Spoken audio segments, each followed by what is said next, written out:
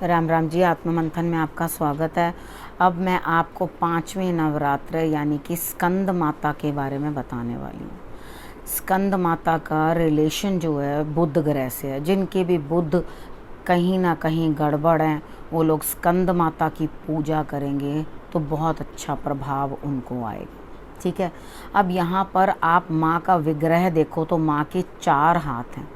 4 हाथ में 2 हाथों में तो उनके कमल का फूल है, एक वर मुद्रा में है और राइट हैंड में यानी कि सीधे हाथ में, दाहिने हाथ में उन्होंने अपने पुत्र कार्तिकेय, स्कंद जिनका नाम है, जो कि देवासुर संग्राम के हीरो थे यानी कि सेनापति।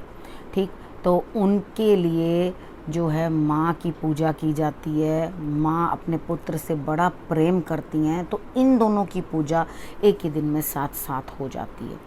उनके पुत्र की भी पूजन हो जाता है। अब कार्तिकेय कौन है? कार्तिकेय का वाहन मयूर है। ठीक है। और वो आपको मैंने बता दिया देवासुर संग्राम के सेनापति थे, देवताओं के सेनापति बने।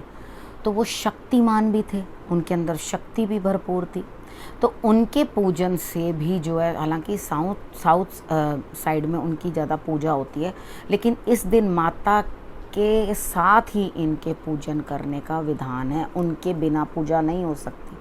तो यहाँ पे जो प्रकृति है, सृष्टि है, जो तब से विवाह से लेकर आगे तक चलती आ रही थी, 5वें दिन यहाँ माता बनने का सौभाग्य जो है उनको प्राप्त हुआ। माँ बनी वो।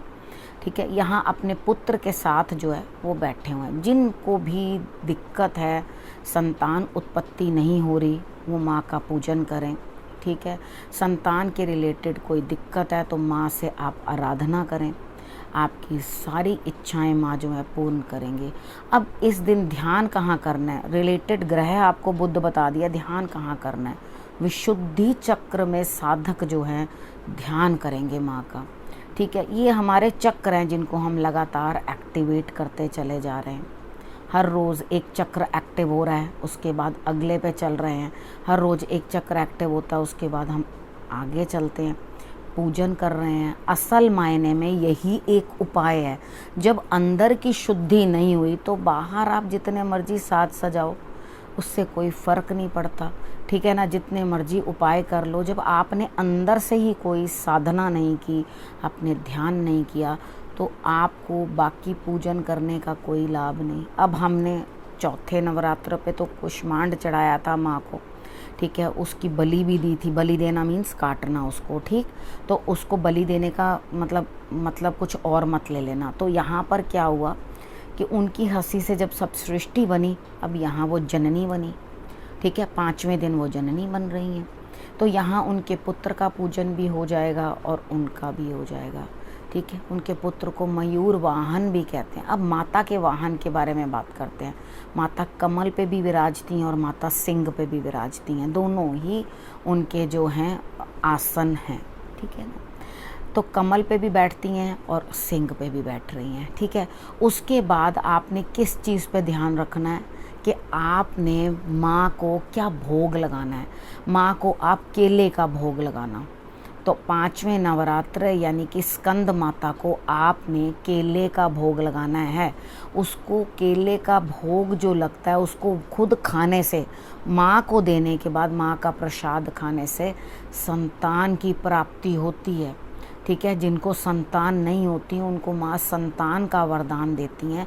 और जिनको भी अपने संतान से रिलेटेड कोई भी दिक्कत होती है, वो भी जो है माँ को अपना केले चढ़ाएंगे तो वो भी खाएंगे तो भी उनके लिए अच्छा होगा।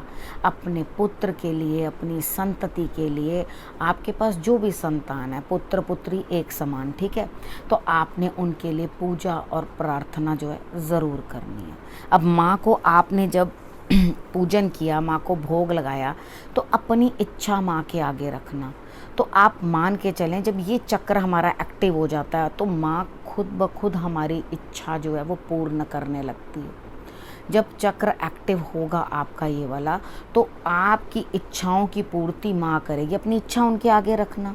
ठीक है। एक पंचमुखी रुद्राक्ष भी या 6 मुखी रुद्राक्ष, ठीक है। पंचमुखी रुद्राक्ष आप शंकर भगवान को अर्पण करना और माँ को आपने 6 मुखी रुद्राक्ष जो है अर्पण करना है, ठीक है। और खुद जो है आप वो तो शंकर भगवान के पास ही रहने देना पंचमुखी, और जो 6 मुखी रुद्राक्ष है वो आप अपने गले में धारण कर लेना, संतान चाहिए तो, ठीक है। 6 मुखी रुद्राक्ष जो है आपको संतान देने में बहुत फ़ायदा करेंगे। ये 2 रुद्राक्ष लेके आपने ये वाली पूजन कर लेना है। नहीं तो आपके पास अगर उस दिन रुद्राक्ष नहीं है तो आप ला सकते हैं मार्केट से, और नहीं है तो आप सोच लेना कि मैंने रुद्राक्ष चढ़ाया है माँ, और एक आधे दिन के बाद लाके माँ को दे देना, कोई दिक्कत नहीं है, ठीक है। माँ तो भावना की भूखी होती है और कम ज़्यादा का कोई विचार नहीं होता, ठीक है। तो यहाँ पर आपने समझ लिया अब क्या क्या करना है, ठीक है। अब जब केले का भोग आप माँ को देंगे, बुद्धि का विकास होगा, खुशियाँ आएंगी, जो इंसान कैलकुलेटिव हो जाएगा, बुद्धि उसकी विकसित हो जाएगी, वो डेफिनेटली एक सही डिसीजन हर समय ले पाएगा। बुद्ध के मजबूत होने से उत्तम संतान की भी प्राप्ति होगी, ठीक है। अब आपको समझ में आ गया किस तरह से आपने माँ का पूजन करना है। इस लोक में और परलोक में सब सिद्ध करो। अब मोक्ष की तरफ जल्दी से अग्रसर हो रहे हैं हम लोग। अब मोक्ष प्राप्ति किसको होती है? जो अपने सारे चक्रों के ऊपर जो है कामयाबी हासिल कर लेता है, ठीक है, उनको मोक्ष की प्राप्ति होती है। उसके बाद आपकी जो सांसारिक इच्छाएं होती हैं ना, वो कम होने लगती हैं। तो आप देखोगे आप कितने डिटैच रहने लग जाते हो कि भाई सांसारिक जो इच्छाएं हैं वो कमती होने लगती हैं। तो आप सब चीज़ सोचोगे सब ईश्वर की कृपा है। वो मैच्योरिटी लेवल जो है वो बढ़ जाता है, सुख और दुख दोनों सहन करने की शक्ति आ जाती है। तो मेन जो है आपने अपने चक्र को एक्टिव करना है और कुछ नहीं, ठीक है। तो माता की आराधना ज़रूर करना। ये 5वां नवरात्र आपके बच्चों को सुख दे, आपके बुद्ध को अच्छा करे, आपके बच्चों को आगे की तरफ बढ़ाए और तरक्की करें, और जिनको संतान नहीं है ईश्वर उनकी भी झोलियां भरे, ऐसा मैं आपके लिए प्रार्थना करती हूँ। माता रानी का आशीर्वाद आप पे बरसे। अब इस विषय को मैं यहीं समाप्त करती हूँ। फिर से मिलते हैं नए विषय के साथ, तब तक के लिए नमस्कार।